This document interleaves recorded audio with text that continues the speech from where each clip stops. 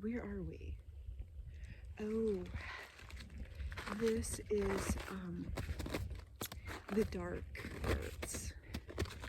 Down the work of art gallery, there are people that are dark artists. The things that they do are quiet, are behind the scenes, in whispers. Here, there's a whole lot of strategy. There's a whole lot of planning. There's a whole lot of digging up dirt. Wow, this feels scary. I mean, why is this allowed at the art gallery? Sometimes the flow stops. Sometimes you've used up all your spark. Sometimes you just don't have it to give. In those moments, the artists, they get to come to the dark arts. And they make art that ruffles feathers. They create scenes that they feel a little uncomfortable when they're viewed. And our job here isn't to censor. Our job here isn't to get everyone to conform.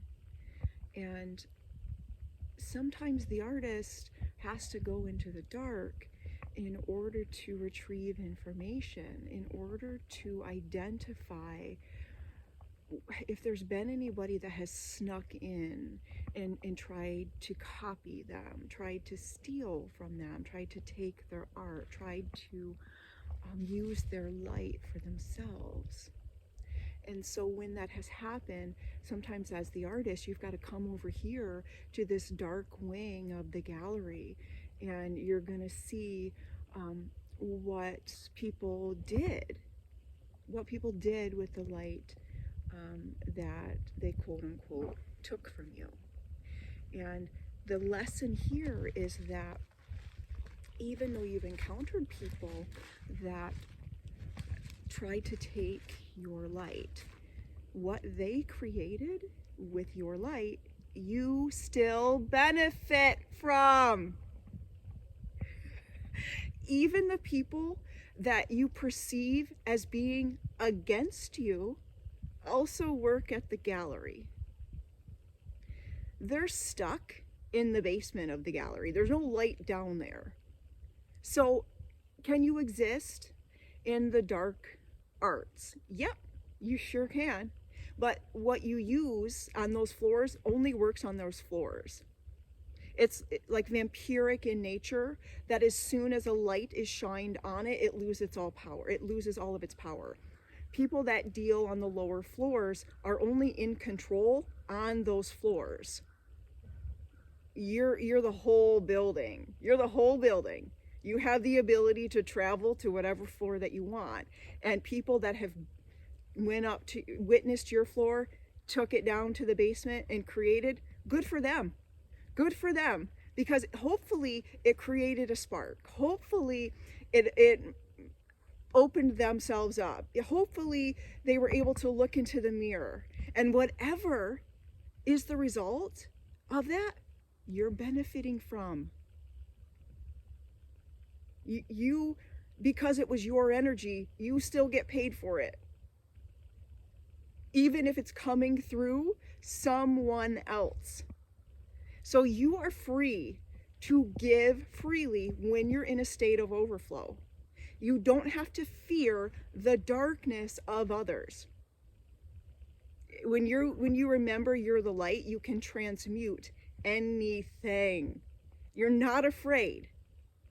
Guilt, shame, fear, manipulation, control don't exist when you remember there are ways of being that exist on a lower floor of reality, and you're the whole building.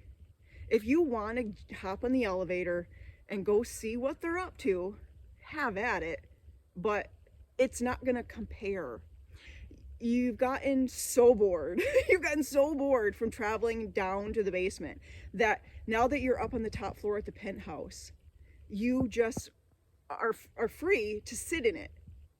Like, there's no plants in the basement and you're just surrounded by sunlight and nature. So what's happening down below on those floors, even if they used a piece of you, none of your concern, because it's all working in your favor. Everybody, whether they're working in the light or the dark, is benefiting at the gift, the life is a work of art gallery. Let them play. Let them go play with the pieces of you that you gave away. Because remember, they can't take what you don't have available.